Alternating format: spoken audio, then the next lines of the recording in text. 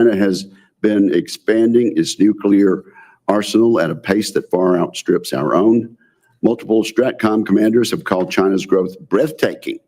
In just a few short years, Beijing has built more intercontinental ballistic missile launchers than the United States. Meanwhile, our own modernization programs languish from past neglect. But China is not the only urgent threat in the Indo-Pacific. The Biden administration chose to ignore North Korea.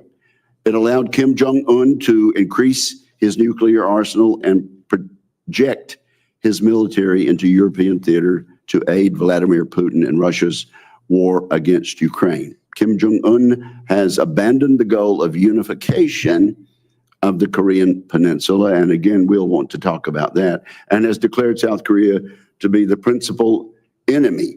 The North Korean nuclear and missile arsenal continues to grow and diversify, with the rogue nation adopting a strategic doctrine that embraces nuclear first use. Kim will surely seek remuneration for his support to Moscow.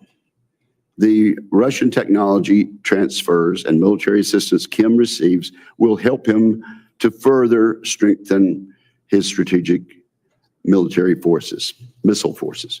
The continued demonstrations of Russia, China, and North Korea aligning and cooperating should be of great concern to all the West.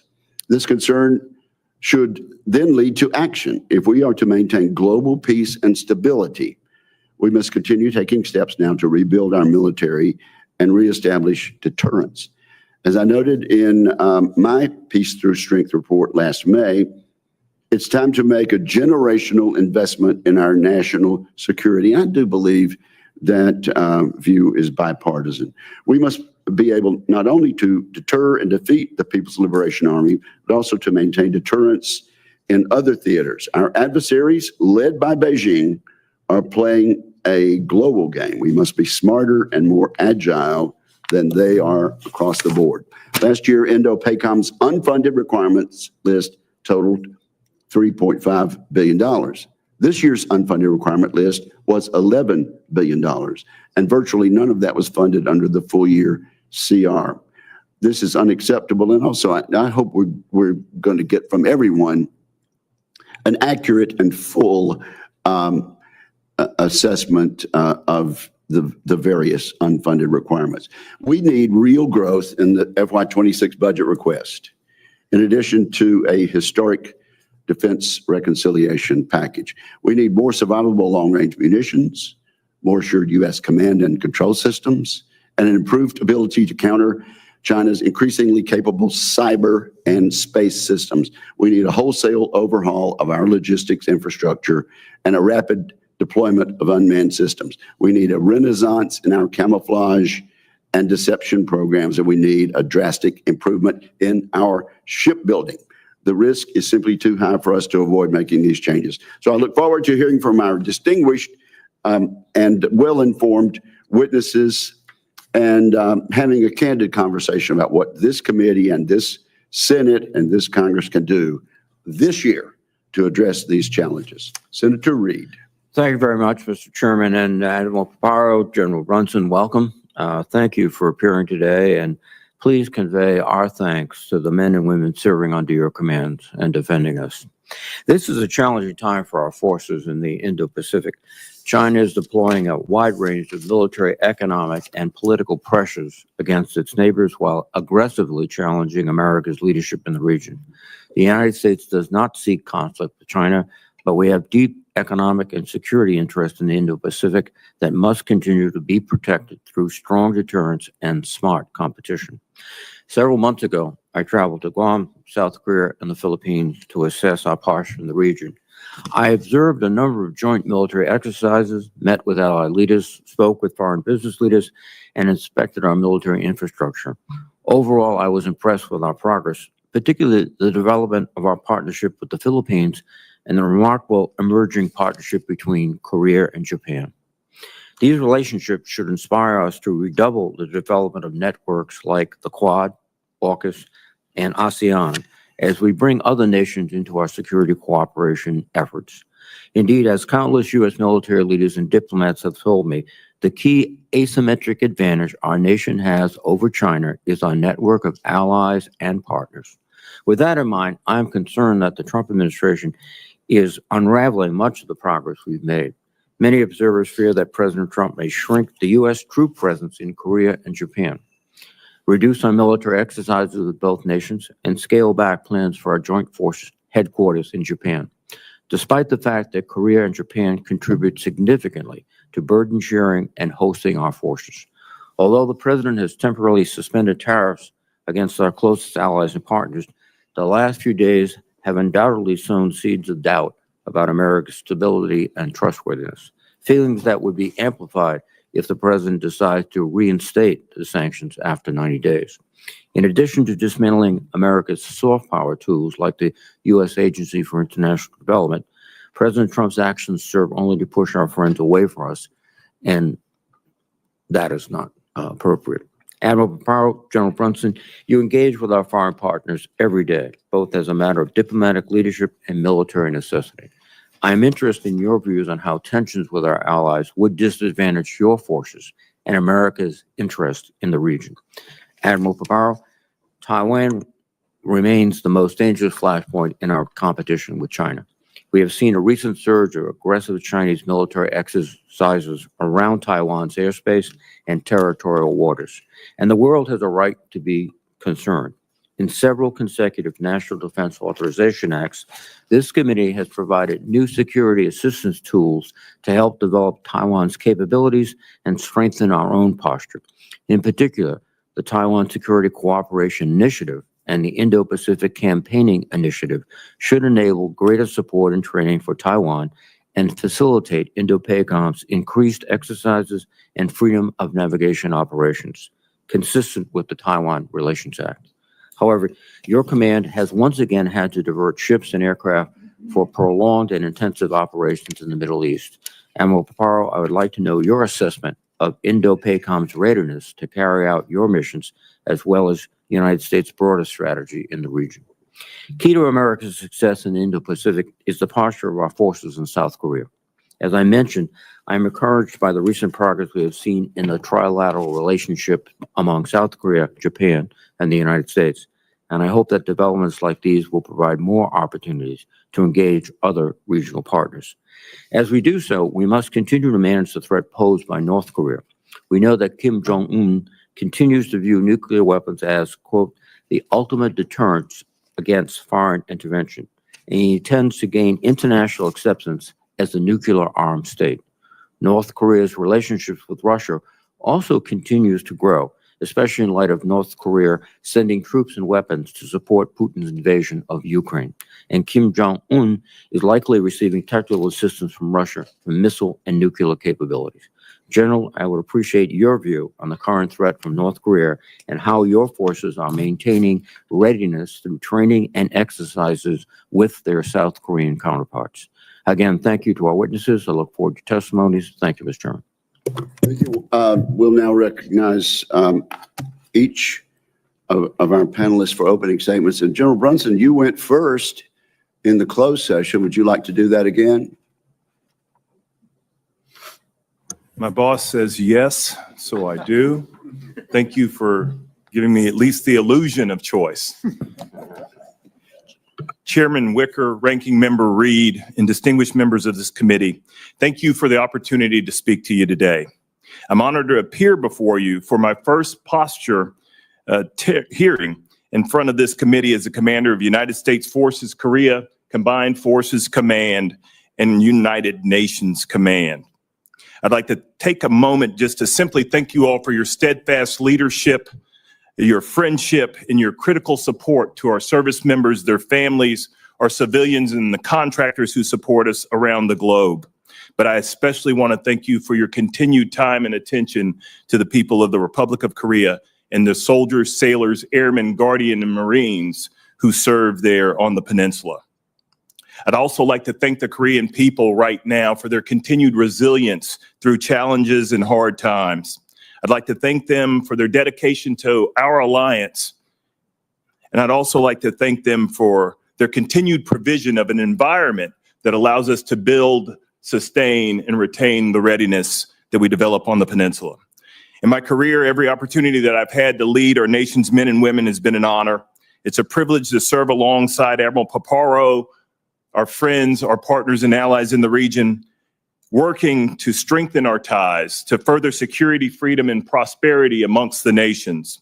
For over 75 years, we've invested our national treasure in the Republic of Korea and remain the last U.S. fighting force on the continent of Asia. The return on investment of U.S. forces being stationed in Korea is not measured only in dollars, but in terms of access, forward basing, enduring partnerships, and deterrence. In 2024, the DPRK focused on advancing their cruise missile and hypersonic glide vehicle research and development programs, launching 47 ballistic missiles with one failed satellite launch attempt. Kim Jong-un also has 2 highly publicized visits to nuclear sites. And over the past year and a half, DPRK has exported munitions and troops to support Russia, demonstrating the ability to provide external support while simultaneously advancing domestic capabilities. In the coming year, we expect the DPRK to further develop hypersonic and multiple independently targetable reentry vehicle MIRV capabilities to complete his 8th Party Congress goals.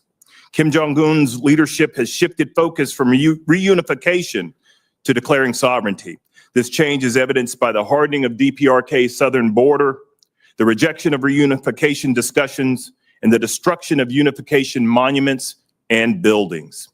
The DPRK continues to build its nuclear weapons program and boasts a Russian-equipped, augmented, modernized military force of over 1.3 million personnel. Lastly, DPRK's cyber threat is increasingly sophisticated, as demonstrated by the recent theft of approximately $1.5 billion in cryptocurrency. In contrast to that, I would speak to the ROC, U.S., Japan trilateral efforts, which are bearing much fruit, not only in ballistic missile defense, but in training and readiness developed on the peninsula.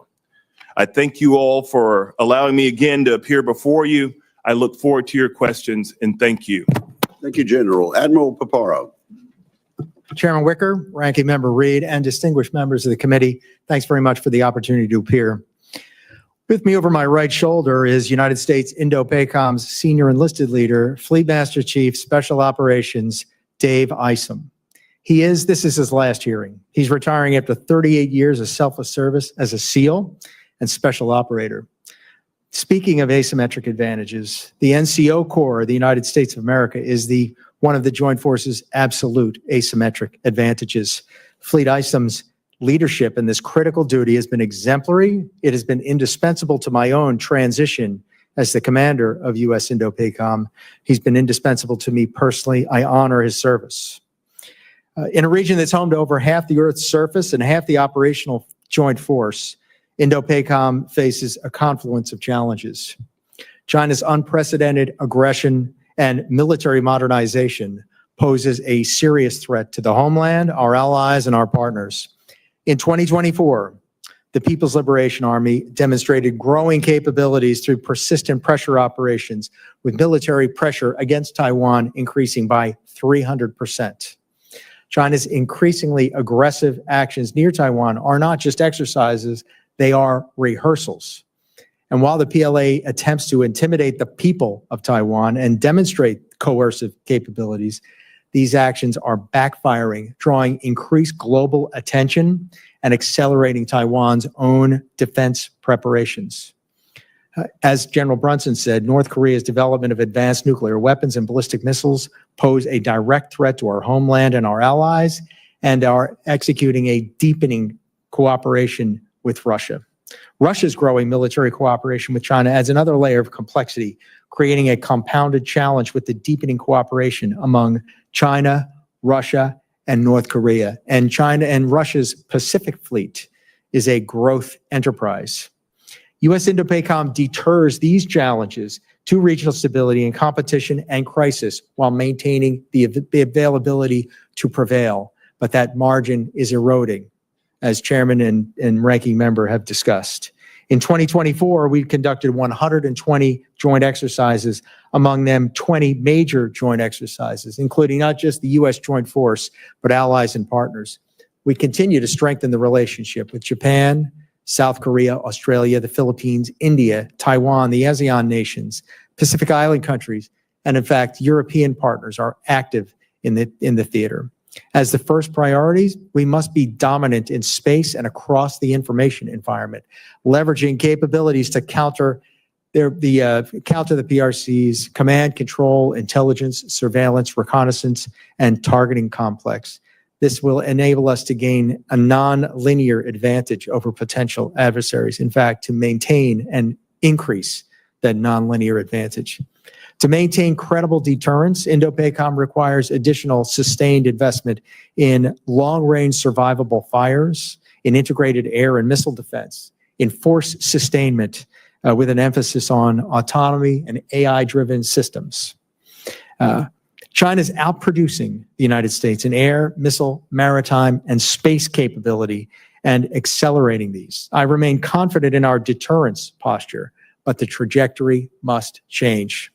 The Pacific Deterrent Initiative should counter the China threat by investing in key readiness and capability, which would, in fact, if funded, advance the intent of this initiative and deliver major posture improvement. Deterrence remains our highest duty.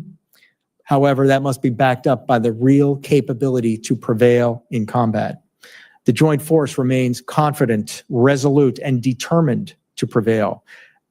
Thank you for your attention. Thank you. I look forward to the questions. Thank you. Well, thank you both for your testimony and for your service. Let's start with General Brunson. Just quickly, yes or no, North Korea continues to expand its nuclear weapons arsenal, correct? Yes, sir. And they continue to expand their delivery systems of nuclear weapons. Is that correct? Yes, sir. Okay. You know, you never know whether to believe what you read in the newspapers and see on the media, but there are reports that some mid-level officials in the Pentagon are considering reducing our military presence on the Korean peninsula to focus instead on the China threat and defense of the U.S. homeland. If our strategy in Korea is to deter war and win it if we have to, would that be a good or bad idea? Senator, Chairman, to reduce the force becomes problematic, and I won't speak to policy, but what we do provide there, sir, is the potential to impose cost in the East Sea to Russia, the potential to impose cost in the West Sea to China, and to continue to deter against North Korea as it currently stands. I'm trying to focus right now on the capabilities necessary to do all those things that we might participate routinely in the campaign that my boss is fighting, which is to prepare, deter, and then prevail in conflict should it come. But the forces in Korea play an important role. In over 75 years, they've done the same. Admiral, a significant reduction of our military presence on the Korean peninsula, good or bad? Well, inherently, it would reduce our ability to prevail in conflict. And for both of you, would a conflict on the Korean peninsula likely involve China? My belief is that there would be a risk that it would involve China and would have to be conducted carefully if it were so. And so that risk has got to drive our calculus. And General Brunson? So our preparedness would prevent them from entering in any conflict because of the potential to take them off their own party goals. Okay, who wants to take the question about the air superiority of the PRC over ours in that theater? Chairman, the People's Republic of China have an order of battle of 2,100 fighters, an order of battle of over 200 H-6 bombers, and they are producing fighters at a rate of 1.2 to 1 over the United States. Furthermore, their advanced air-to-air missile, long-range air-to-air missiles also present a tremendous threat. If you don't hold the high ground along the first island chain, you are vastly limited in your ability to operate. I think everybody knows the importance of the high ground. So ceding air superiority is not an option if we intend to maintain a capability against our adversaries and the ability to support our allies. Admiral, is it a fact that China is now capable of denying U.S. air superiority in the first island chain? I give them high marks in their ability to do that. I have some game too. And Okay. air superiority, air supremacy is the complete mastery of the air. Neither side will enjoy that. But it'll be my job to contest air superiority, to protect those forces that are on the first island chain, such as Third Marine Expeditionary Force, and also to provide windows of air superiority in order to achieve our effects. Admiral, Kim Jong-un is not motivated by charity in helping Russia in Ukraine. What does he expect back? What's he likely to get back? Chairman, he expects concessions. He's doing it in order to gain concessions. And those concessions would be modernization of their air defenses, specifically the MiG-29, the Su-27, advanced help for their surface-to-air missiles, quieting technology for their submarines, additional help in order to instantiate a ballistic missile submarine as well, and then likely propulsion help and potentially even help with re-entry vehicles for their burgeoning nuclear program. Okay, thank you. We'll take another round. Let me just make sure that people understand, General Brunson. You are USA Commander, United Nations Command, Combined Forces Command, and United States Forces Korea. You do not answer at all to the United Nations headquartered in New York City, do you? No, sir. Those authorities go through the chairman to the Secretary of Defense and then on to the president. Okay, totally different organization. Thank you very much, and the distinguished ranking member is recognized. Thank you very much, Mr. Chairman. First, let me begin by thanking the Command Master Chief for his dedicated service to the nation. Thank you, Chief. And let me associate myself with Admiral Paparo's comment that our asymmetric advantage, one of the keys is our non-commissioned officers. General Brunson, you have indicated the importance of our forces on the Korean Peninsula. Can you also elaborate on the support and the magnitude of the burden sharing that the South Koreans contribute to us? Yes, Senator Reed. So first, I would like to say that forward presence provides unmatched access, unmatched deterrence at minimal cost, comparatively speaking, by other forces that are stationed forward. We recently received help from the Department of Defense with our tour normalization, which brings tours in Korea on par with other OCONUS locations, which changes our exposure to the region and our understanding of the adversaries therein. I would also say that 2,100 U.S. companies have ties to the Republic of Korea. That's 450,000 jobs that are a part of that. That's a piece that I think that's critical to know and understand. Now, I would also say that we receive about $500 million a year in Korean-related construction. That builds the brand new school on Pyeongtaek at Camp Humphreys. That builds additional towers to house our families in quality housing. That also builds skiffs for us right now in the Republic of Korea that we might be able to do the important work to stay tied to Indo-PACOM. I would also like to say that in kind, the overall contribution in the past fiscal year was about 1.4 trillion won, which works out to be close to $1 billion worth of support that we receive in kind. I also mentioned the continued and growing maintenance, repair, and overhaul facilities that exist on the East Sea and the West Sea that we've utilized most recently to bring the Wally Schirra back out of that overhaul and looking better than ever. The Cesar Chavez also visited recently. But there is a lot that we get. Some of it is fiscal and monetary. Others of it is material that's irreplaceable.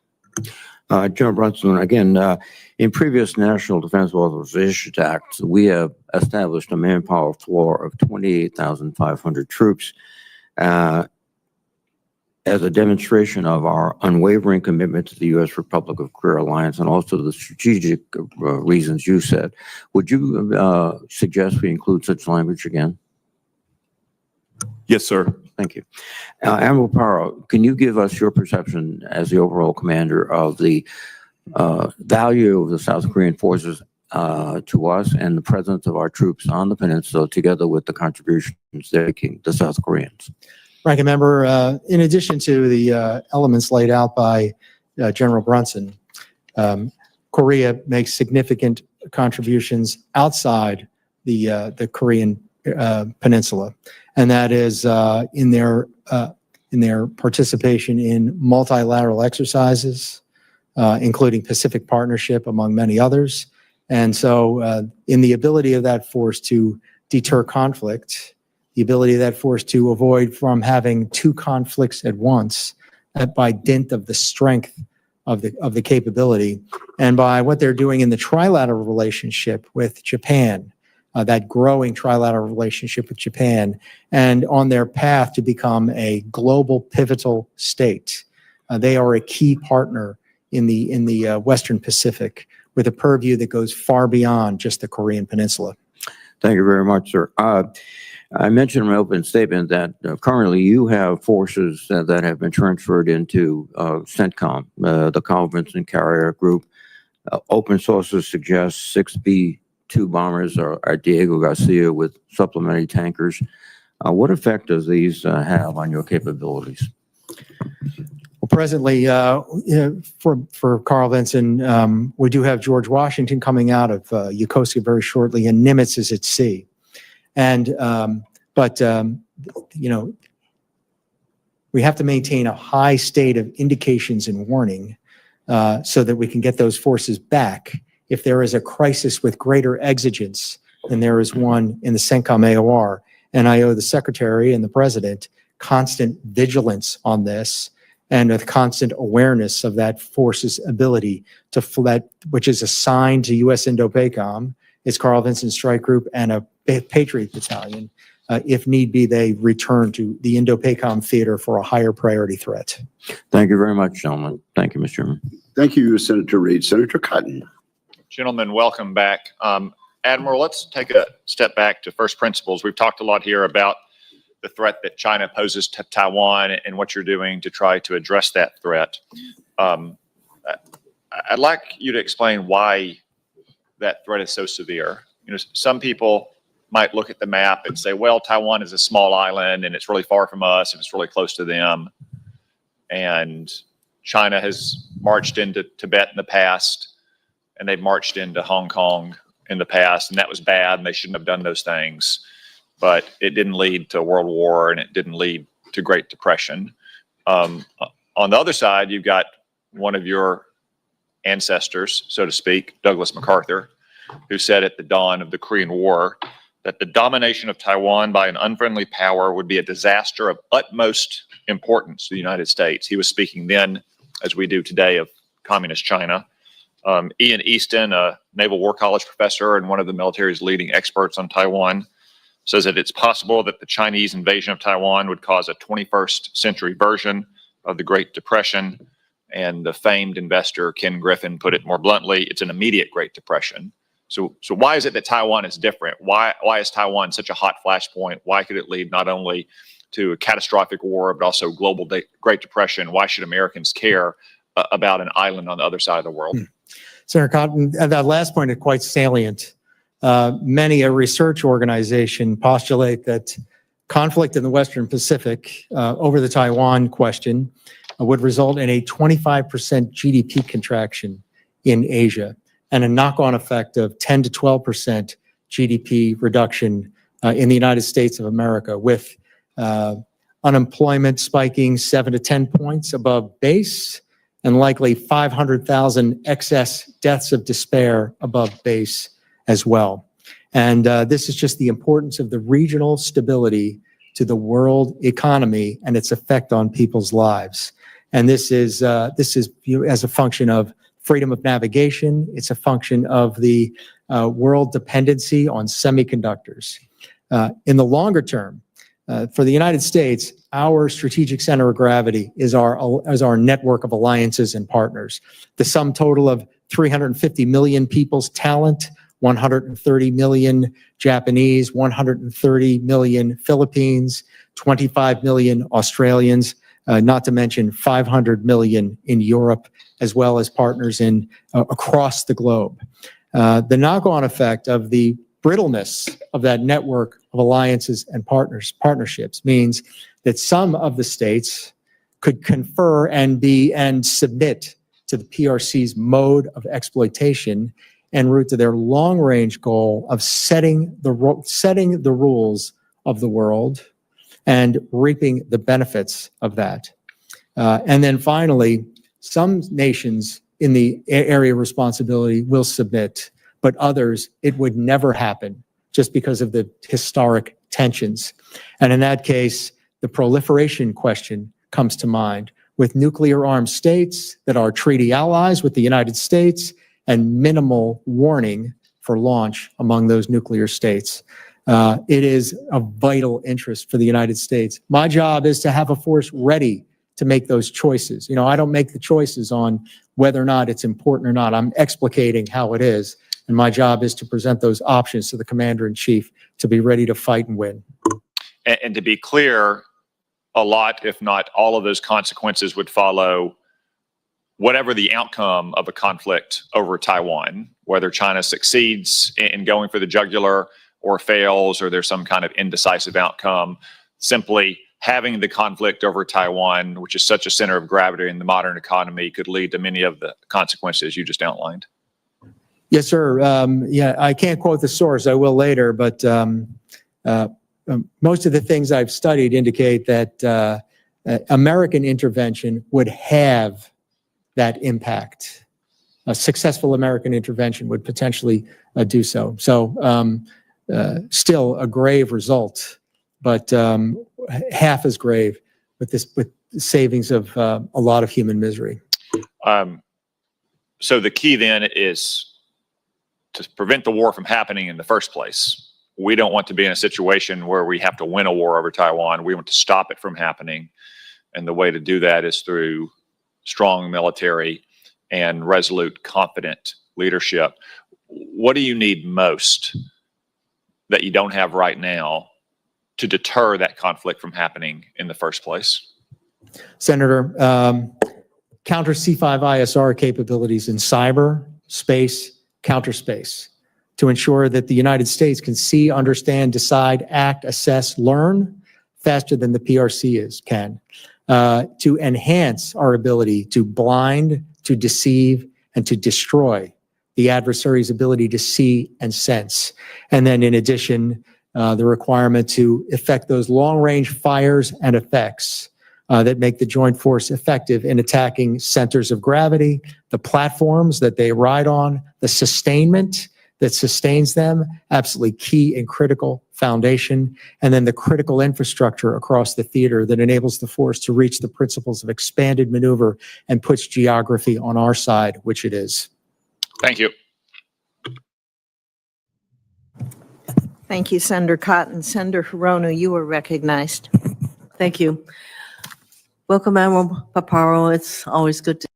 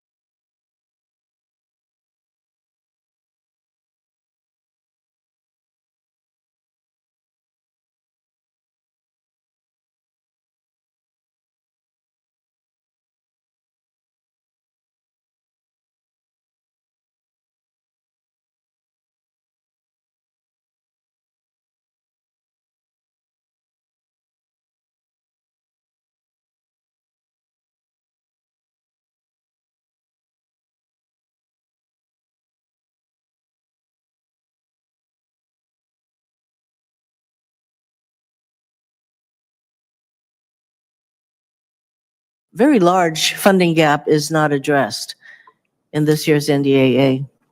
The joint force, the trajectory that I'm discussing continues. The joint force has an eroded capability to prevail. It manifests itself in lost people, in lost capability, in lost money, and in lost time. And it confers to the confidence of the PRC and inherently erodes deterrence as they see more and more, they see the potential of their prevailing in the conflict themselves and achieving their goals by aggression. Admiral Paparo, by the way, thank you for explaining to this committee the importance of the Taiwan situation, because often I get asked, why should our country care about Taiwan? So thank you for that. Regarding the dismantling of USAID and the impacts on us, whenever the United States creates a void, such as by ending foreign aid, such as through USAID, it has an impact on our asymmetric advantage, which also include our partners and alliances. How does ending foreign assistance programs and other regional aid efforts impact Indo-PACOM's security cooperation missions and the command's relationship with partners in the region? Senator, those other instruments of national power are very important, and they're critical to our ability to fight and win. My understanding is that U.S. aid is under review, and I continue to advocate for it. The loss of that, the PRC would see the opportunity and they would seize it, and they frequently do. Wherever they see a void, they fill it in order to confer more influence to their own national power. So indeed, if China is our pacing threat, we know that every time we create a void in any part of, particularly in the PACOM area, including, by the way, providing assistance to our compact nation friends, that China just steps right in and fills that void. General Brunson, you raised an important point in your opening statement regarding North Korea hackers, stealing 1.5 billion, probably more, in cryptocurrency to fund their military. And at the same time, the Justice Department has disbanded a team of prosecutors targeting crypto crimes. Does that concern you? Good morning, Madam Senator. First, that does not bother me at all. What I'm thinking about is all the instruments of military power that have to be brought to bear to stop illicit activity. That is only one of the illegal things they're doing. We've talked a lot about what is North Korea getting from Russia. One of the things they're getting is the ability to circumvent sanctions, and that theft is a piece of that.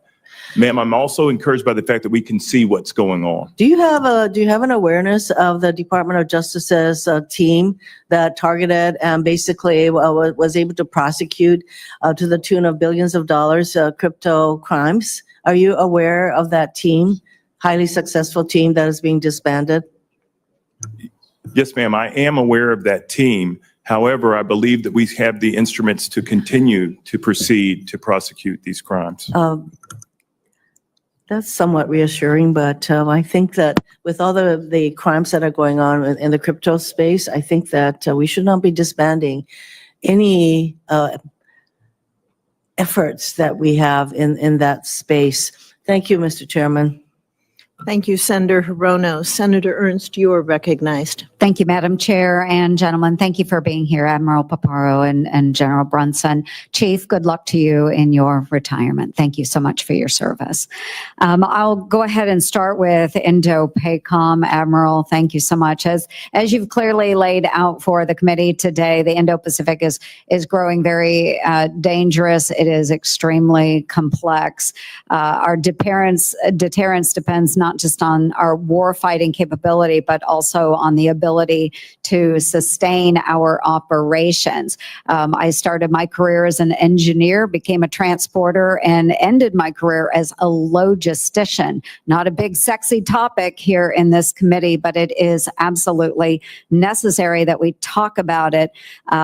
if we wish to win the fight, we've got to sustain the fight. So, Admiral, what gaps still exist in our theater logistics network that put our forward posture at risk? Morning, Senator. Significant gaps in sea lift. First, the combat logistics force in total is about 60% of the actual requirement.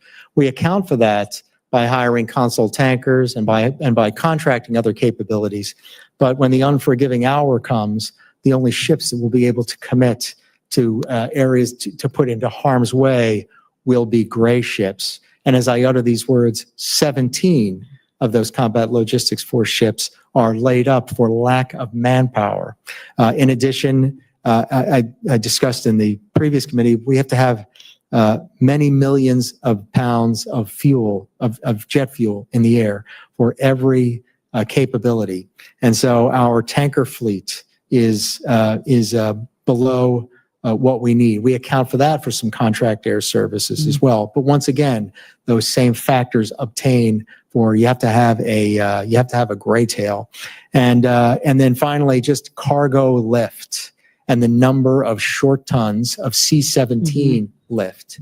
Like for instance, just having moved a Patriot battalion into the CENTCOM AOR, it took 73 C-17 loads to move that Patriot battalion. 73. What's that? 73. Of one battalion of a force element. So our lift requirements must be paid attention to. And I share your passion for sustainment. That's what won World War II. Absolutely. So those logisticians, the maintenance dudes and dudettes that are out there working every day to make sure that our warriors are able to fight the good fight.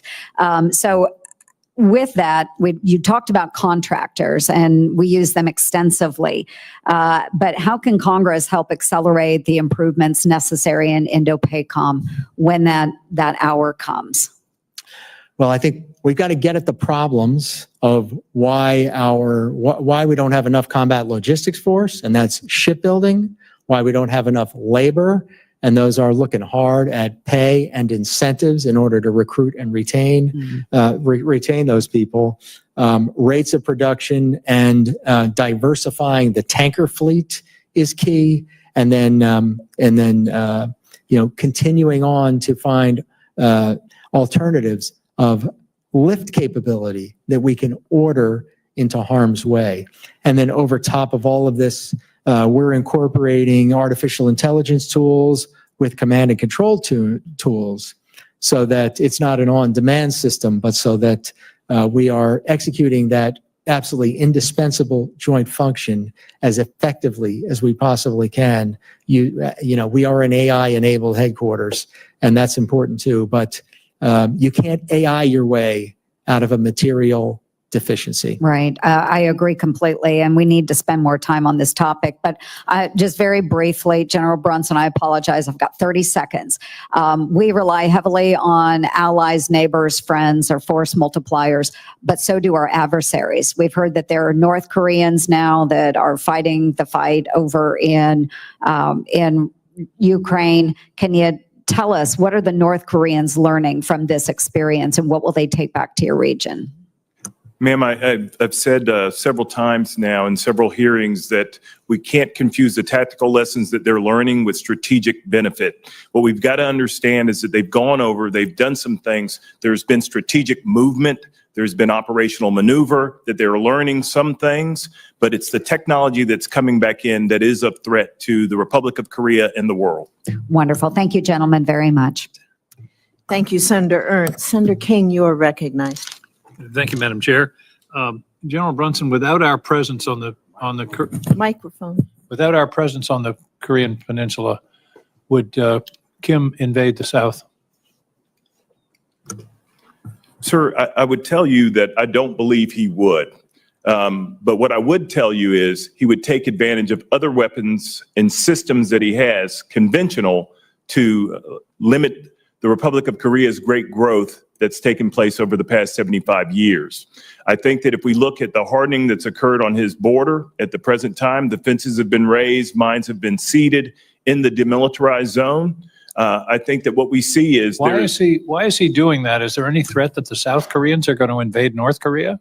Sir, I think it's as much about the things that he's broadcast in open source, that he is a sovereign nation. He's not looking to work at reunification. He's blown up all the means of industry in the DMZ. I thought you said in your opening testimony, he's not talking about reunification. He's talking about one whole country. Doesn't that imply an invasion of the South? No, sir. He considers himself sovereign north of the MDL, sir, which he claims is his southern boundary now. So he's accepted the boundary, in which case, if you testified he wouldn't invade, then why are we there?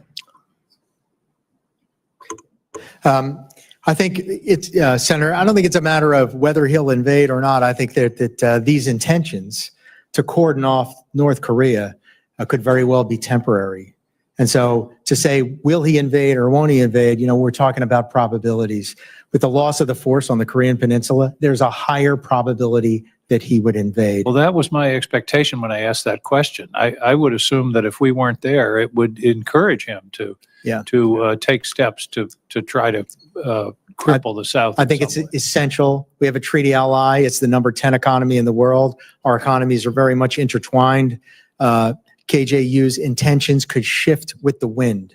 And he's built a military that is designed to impose tremendous costs directly on South Korea. It's very important we maintain that deterrent. I agree. And to the extent that the South Korean economy is somehow affected or diminished, that would be against our interest because of the relationship that we have. Yes, Senator, and I misheard you, so please forgive me. But as I mentioned previously, 2,100 U.S. countries tied to the Republic of South Korea, 450,000 jobs as well. Thank you. This is sort of an intelligence question, General Brunson, but I know you have intelligence. Do the North, I didn't mean that the way it sounded. I know you have access to intelligence assets. How's that? Better, yeah. Do the North Koreans know the extent to which they're being screwed by the regime? And we've all seen the famous picture of no lights in North Korea, and South Korea is full of energy and prosperity. Do the North Koreans have any inkling of the way that they're being their opportunities in life are being diminished by this regime? Senator, I would answer that, having fully listened to the question, that I might answer it correctly this time. I would fully answer that by looking at the forces that they sent to Ukraine, to that fight. Absolutely dyed-in-the-wool ideologues who are tied to and believe in that regime that exists there. I think a great many of the people are not witting to what's going on there, but the elites, as long as he maintains control of the elites. There was a recent article that talked about the things that he's doing to circumvent sanctions and other things to continue to bring luxury goods into his country. And as long as those luxury goods don't go to the people. No, sir. The point I'm making is that as long as he can sort of provide a palliative to the elites, the other folks won't. There's no way that they get communications in or out.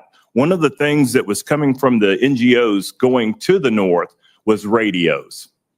And those things then begat, feces balloons and garbage balloons back to the South. So I would say that the rank and file, everyday people, other than those within his special operations units, are not witting to anything outside of their country. That certainly is my impression. Admiral, final question. If we pulled back in terms of our support for Ukraine, would that incentivize Japan, South Korea to develop their own capacity, including a nuclear capacity? Senator, I'm ignorant of the policy. I don't know the policy that's going on. It's another theater, but I'll say that Russian failure. Oh, I'm sorry. Did I say Ukraine? I meant Taiwan. Okay. If we withdrew our support from Taiwan, would that incentivize Japan and South Korea to develop independent capacity, including the possibility of nuclear weapons? My assessment is yes. Thank you. Thank you. Admiral, go ahead and answer that question with regard to Ukraine. So I'm in the Indo-Pacific, so I don't have perfect knowledge I of understand. the ongoing. But my assessment, and it's to a very deep extent backed in the intel record, is that Russian failure and/or Russian success has the effect of deterring or emboldening the People's Republic of China, and they've already taken notice of the tremendous costs that Russia has endured. Mr. Chairman, thank you Mr. Chairman, thank you for that, because that's a question I would have asked if I'd had another 10 seconds. Thank you. And it only took us 59 seconds. Thank you very much. Senator Scott, you are recognized. Thank you, Chairman. Thank both of you for what you do. Thank you for the men and women you serve with. So, Admiral Paparo, how much of your time do you spend trying to anticipate or counter actions by Communist China? Senator Scott, that consumes my duties, which is a constant stare, the constant analysis of intelligence sources, of open source sources, and then the physical movement on the ground to be able to see and understand, to anticipate, and to be able to pace their actions that look to coerce Taiwan and to bring to demonstrate the prospect of settling the matter by force. And number two, their encroachment on treaty allies in the Philippines, as well encroachment on partners in the South China Sea with their excessive and illogical claims in their 9-dash line claim. And their continuing ability to, build ships, airplanes, weapons, all these things, does that cause you to spend more time and money? Yes, sir, absolutely. They built combatants at the rate of 6 to 1.8 to the United States. Right.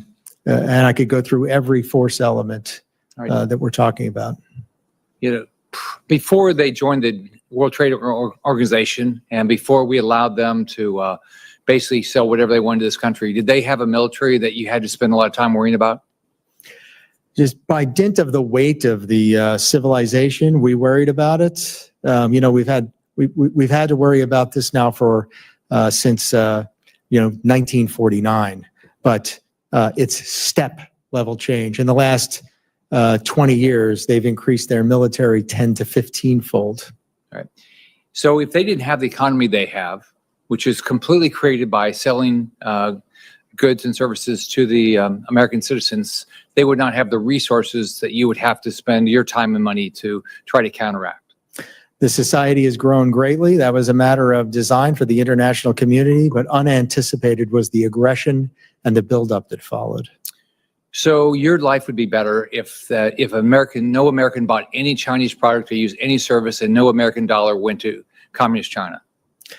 I'll say that China's inability to pump resources into its national defense enterprise, which is bolstered by its trade position, is a direct corollary to the success of their business model. So would you recommend American citizens stop buying Chinese products and stop using Chinese services? I'd recommend that we build greater resilience and that we beat them on market principles. And so I don't want to go beyond my remit as a military officer. All right. Let's talk about naval readiness and specifically the C-130s.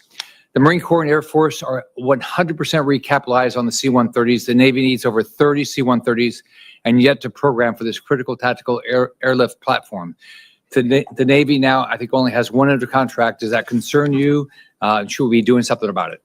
As discussed with Senator Ernst, sustainment is in fact what won the Second World War. That's what our would-be adversaries believe and have studied. And everything that confers to our ability to execute lift, and C-130 is one of a kind with its short field operations, with its capacity. It remains absolutely relevant and indispensable today. And we can't neglect it. It's a key priority for Indo-Pacom. Do you think there is a role for dual-use uncrewed airlift capabilities in a contested logistics environment? I think, the precepts of unmanned is never send a human being to do something that a machine can do. And so inherently, we're moving in that direction. And I'd welcome the ability to execute that lift. And it would also give me the ability to diversify the places that we do, bringing smaller payloads into simultaneously smaller maneuvering units and would enhance our ability to sustain by the speed it would confer. General Mahoney testified before the Readiness Subcommittee that only 13 of 32 amphibious ships are ready. How does this state of the amphibious fleet impact your ability to do your job? The amphibious fleet is indispensable. The whole principle of sustaining and moving a force, ships exist to move people, mass, and energy from one place to the other place efficiently. And our amphibious force is under-resourced and not ready enough. All right. Thank you. Thank you very much, Senator Shaheen. Thank you, Mr. Chairman, and thank you both for your service and for being here today. Admiral Paparo, I think I understood you to say in your opening statement that we must be active across the information environment. So one of the things that's happened in the last month is that we have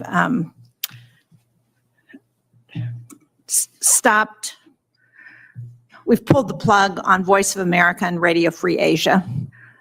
We had a hearing in the Foreign Relations Committee earlier this year where it was pointed out to us that China is spending over $1 billion a year, billion with a B, on information systems and efforts to provide mis- and disinformation across the region and across the world. So what are we doing to counter that? And how does the loss of something like Radio Free Asia affect our ability to counter what the PRC is doing? China and its political works division and its United Front is incredibly active, effective, and untruthful in the information space. And the delivery of truthful information really bolstered by free speech, having respect for everybody and everybody's ability to discern truth from lies is absolutely vital.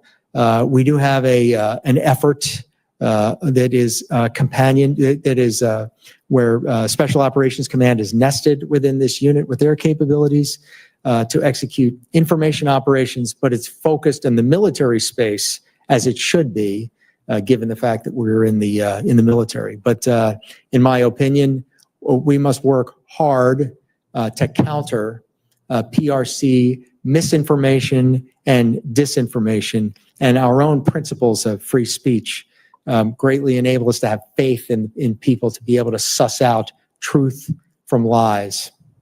And can you talk about why that matters when we're talking about military conflict? It matters because in order for us to achieve the effects of expanded maneuver, our network of alliances and partnerships is the strategic center of gravity of the United States of America.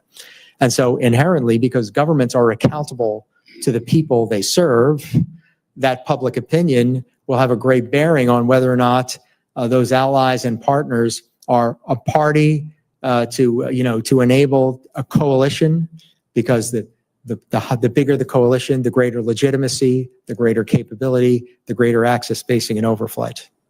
Thank you. Clearly, we need to do better. General Brunson,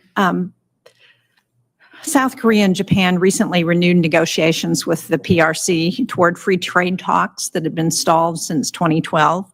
I'm concerned that the tariffs that have been announced and withdrawn, then announced and withdrawn, are pushing our allies toward closer trade and integration with countries like China, and that poses security risk. So from an integration and cooperation perspective, do you see any challenges that would be posed by renewed economic talks between China and our closest allies in Asia? Ma'am, I'll answer by what I'm seeing on the peninsula right now.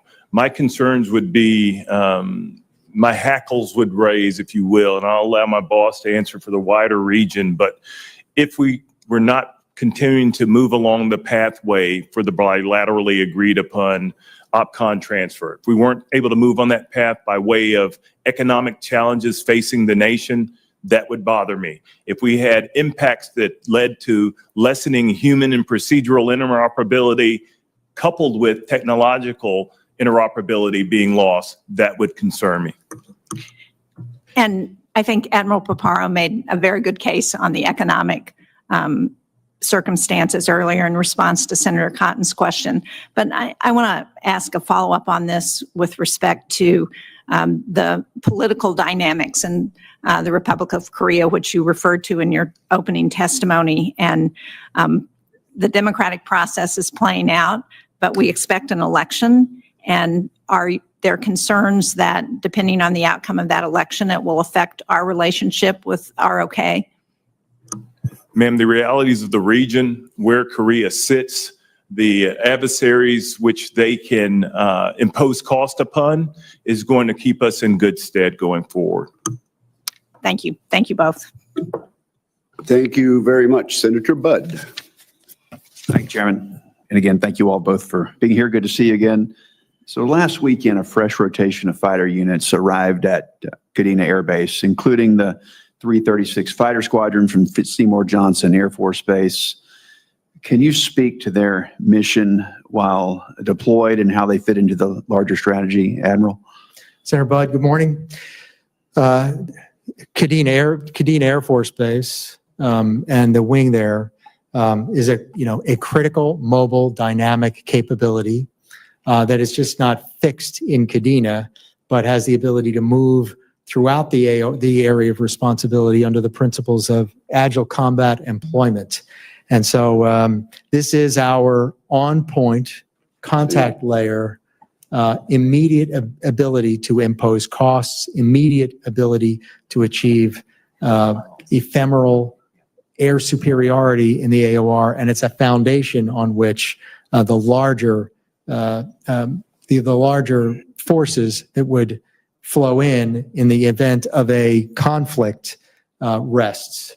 And the 5th Air Force, of course, is the headquarters in Yokota with the wing in Misawa and the wing in Kadena. So it's absolutely crucial.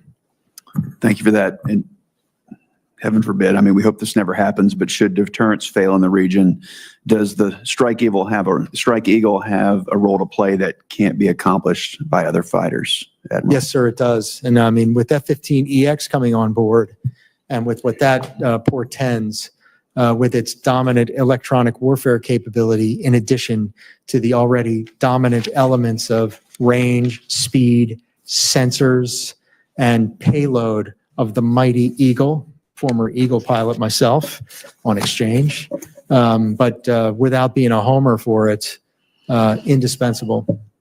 Thank you for that. I'll switch gears a little bit. Can you both elaborate on the demand for our special operations forces and how you're currently resourced to meet those demands? And General, we'll start with you in Korea. Sir, Special Operations Command Korea is augmented within our headquarters by some very particular intelligence assets, I would call them, that help us to best see, sense, and understand on the peninsula itself. SOC Corps is commanded presently by a one-star National Guard officer, very capable formation in terms of ensuring that our partners around the region, not just the Koreans, but all forces that come to the peninsula to train, maintain great awareness of not only the region, but the discrete activities that might occur should they need to happen. Most recently in the West Sea, we're able to, during Freedom Shield, conduct an air assault. While being in the daytime, it allowed us to take the Korean forces and bring them to a higher state of readiness than they'd achieved previously. Thank you, General. Admiral, you've talked about previously being underinvested in SOF. Do you care to expand on that? Yeah. Senator, currently we have a counter-terror operation that's ongoing in the South Philippine Islands, Operation Pacific Eagle. In addition, the Special Operations Forces are a critical contributor to our counter command control, information surveillance, reconnaissance, and targeting efforts. In addition, Special Operations Forces are actively augment and are a part of our intelligence collection.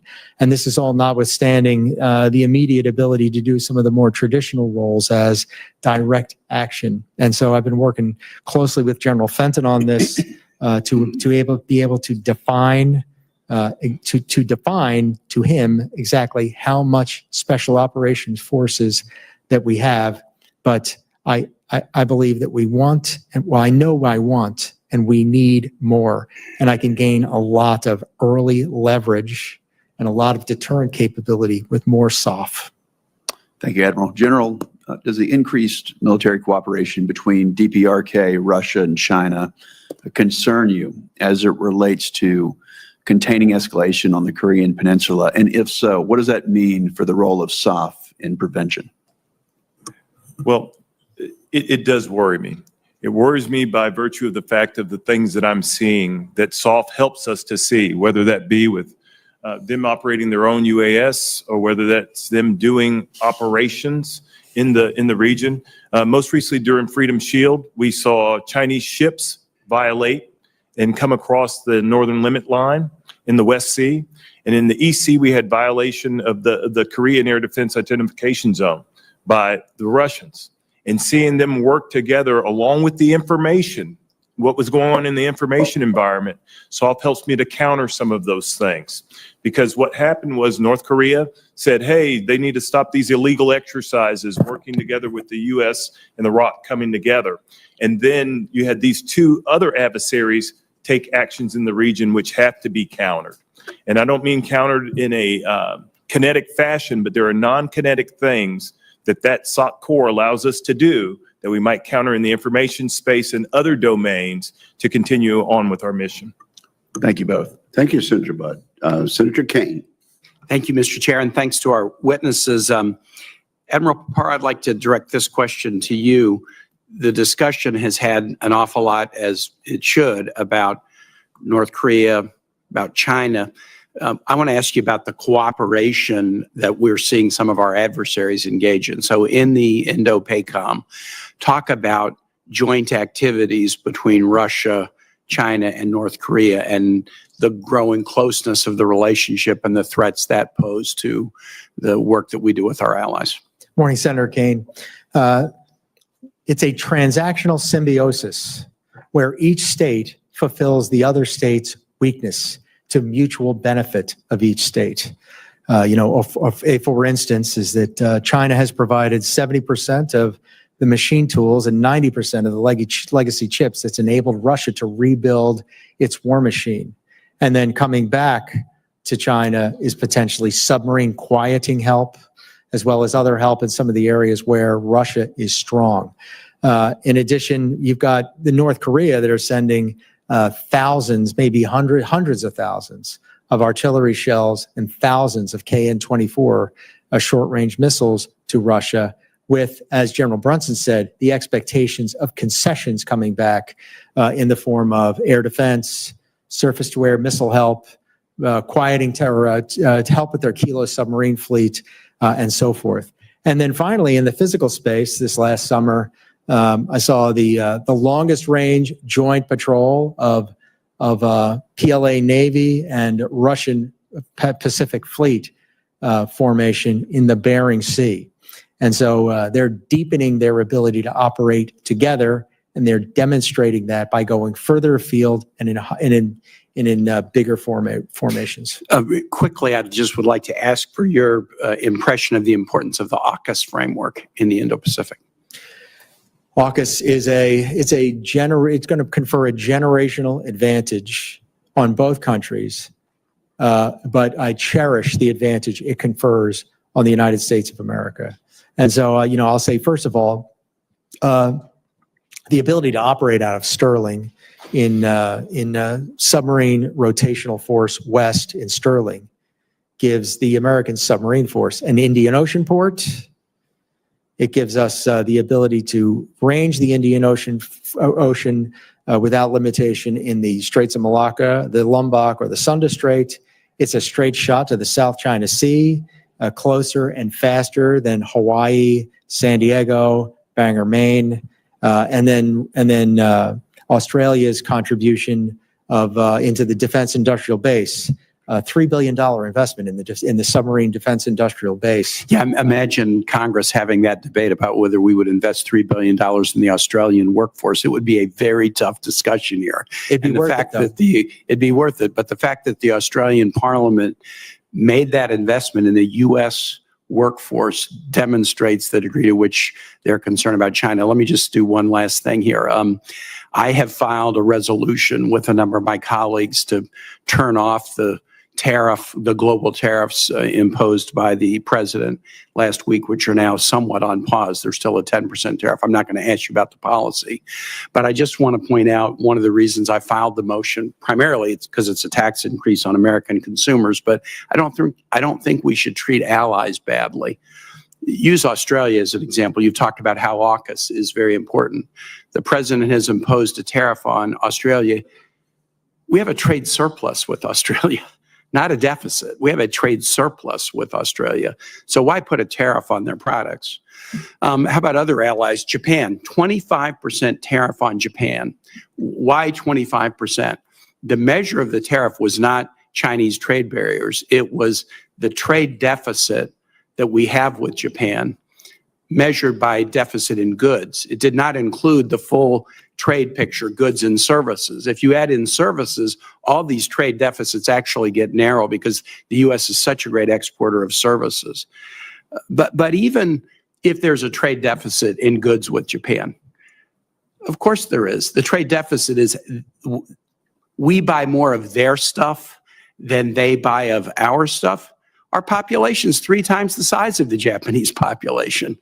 So yes, we buy more Japanese goods with 340 million people than 120 million people buy of American goods. And so we're going to punish them for that? It makes no sense.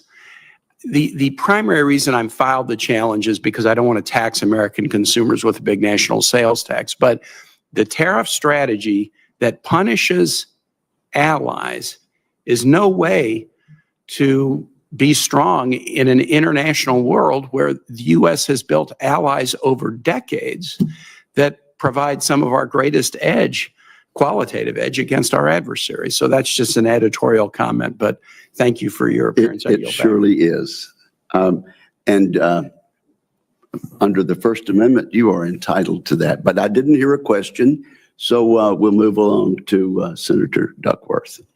Thank you, Mr. Chairman, although I do endorse my colleague from Virginia's editorial statement. Admiral Paparo, General Brunson, thank you for being here today and for sharing your assessment of our posture, capabilities, and readiness in the Indo-Pacific, one of my major priorities. Everyone knows I am Transcom's biggest advocate, so I can't go through a posture hearing like this without asking questions about the logistical environment that we will face if our nation's darkest days comes and we must fight a war in the Pacific. Preparing for the logistical realities of large-scale conflict is not only critical for the fight tonight scenario, but it is also key to deterrence. We must demonstrate to our adversaries that we have the capability to sustain a fight if necessary, even as they seek to contest that, to make it clear that such a war would be costly for all of us. And I applaud both your efforts to improve the logistical readiness of the force and with our allies and partners, but I do think there's more to do. And I'll just start off with medical readiness. We must improve our ability to provide life-saving care to wounded service members, including the regional hospital access and effective aeromedical evacuation. We have partners in the ROK, in Thailand and the Philippines that have medical facilities that meet U.S. hospital certification standards. Those are opportunities for us to develop those relationships. The Indo-Pacific's vast distances, logistical challenges, and maritime environment present a much less permissive environment than for the medical mission than the global war on terror did. And as I've said before, long gone is the golden hour, and we must do comprehensive planning to ensure that our warfighters have foreign medical facility access in the Indo-Pacific. This is why I secured a provision in the fiscal year 25 NDAA to establish an Indo-Pacific medical readiness program. Admiral Paparo, General Brunson, as you implement this program, what are the primary barriers that hinder the necessary medical cooperation, and how can this committee help as you begin that effort? Morning, Senator Duckworth. I strongly endorse your viewpoint, and also too, I strongly endorse what's essentially a concept of operation within what you're saying, which is put the medical expertise of our allies and partners to ensure that that can augment what our own medical providers can execute. And so one is a medevac capability in order to get to the location, the agreements to do so, the ability to practice and exercise so it's not the first time that we do it if the unforgiving hour comes. And so I think some of the barriers are physical, and that is lift, medical lift, medevac lift, and then some of the barriers are I should say, authorities. And we'd hope for more authorities to be able to broaden our ability to plan for this, for bringing to bear the medical capabilities of our allies to care for the wounded in conflict. So thank you. Thank you. General Brunson? Ma'am, one of the things that you know, and I know you're full well aware of this, is our health care comes from the community. You So have we the know only those- agreement in Yes, in ma'am. ROK. Yep. Yes, ma'am. So we get tremendous amounts of care there. What we're trying to do at All Good Hospital at the present time is have greater access to Profis doctors routinely. I need them to be on the peninsula in times other than crisis or conflict. In competition, we want to bring them to the peninsula so that they better understand the medical landscape and what might be required of them. We're also looking to UN Command. There are several nations that provided hospitals during the Korean conflict. We want the Italians to come back with their hospitals again. We want the Dutch to come back with their hospitals again as well. And those things we think we then provide to the greater Indo-PACOM family that we might be another resource used in time of conflict. Thank you. I want to pivot to the critical platforms we need to project and sustain forces in a contested logistical environment, especially our sea lift fleet. Admiral Paparo, do you agree that Indo-PACOM would benefit from the ability to surge replacements of naval auxiliary vessels or to conduct battle damage maintenance of these vessels within the region, closer to the point of need? Strongly, I urge for that, Senator. Because I am concerned that in a war, naval auxiliary vessels would be easy targets. And we're going to have to fight our way in and fight our way out. And what can we do to help you with that effort? Well, as we enhance our protection capability, we enhance our ability to see, understand the operational environment, to build windows of opportunity to execute sustainment capability, 9 classes of supply, medical, and so forth in those areas. And so first is just the quantities of TAKEs, AOs, the quantity of gray tails, C-17s, tankers. That's critical, and then the ability to exercise it. So what about co-sustainment with our allies like Japan or the ROK of those vessels? Because they certainly have the capabilities, especially the auxiliary vessels. When we game this, we frequently rely on one another to do this. And then while operating at sea, sometimes actually the necessity of having one leads us to use a Japanese oiler or for an American oiler to refuel a coalition ship. And so we have to be able to sum all of the sustainment capability among us, have the authorities to do so we can turn to it with alacrity. But I would be more comfortable with our own ability to contribute to that effort with U.S. capability. Thank you. Thank you, Mr. Chairman. The momentary substitute chair recognizes Senator Rosen. Well, thank you, momentary substitute chair. Thank you, actual chair, Senator Wicker, and of course, Ranking Member Reed, holding, of course, really important hearing. I want to thank Admiral Paparo, General Brunson, for your service, for your support and your care and everything that you do. Thank you. Thank you. So I want to talk a little bit about attacks on digital infrastructure by the PRC. So, Admiral, our growing concern about the vulnerability of Taiwan's digital infrastructure is highlighted by the frequent attempted sabotage of undersea internet cables. These events are part of a larger trend of gray zone operations where actions short of war, often involving non-military forces or proxies, are used to exert pressure or destabilize regions. The PRC's reckless, coercive, and aggressive activities pose a threat to democracies around the globe, and its sabotage of those undersea cables has emerged as a particularly alarming tactic. These cables are essential for our global communications, transmitting around 95% of global internet traffic. They facilitate financial transactions, bolster our security, the security of our partners and allies. Oh, Admiral, while some experts view incidents like the damage to Taiwan's undersea cables as merely a test or low-level enhancement, others warn they could be part of a broader Chinese strategy to prepare for future coercion or even invasion of Taiwan. So given this, what do you see as the actual threat these incidents pose to U.S. national security, and what steps is the U.S. taking to effectively counter these digital threats? Senator Rosen, as ever, you're quite astute in identifying this threat. Most certainly, that's an element of the intention and an element of the design.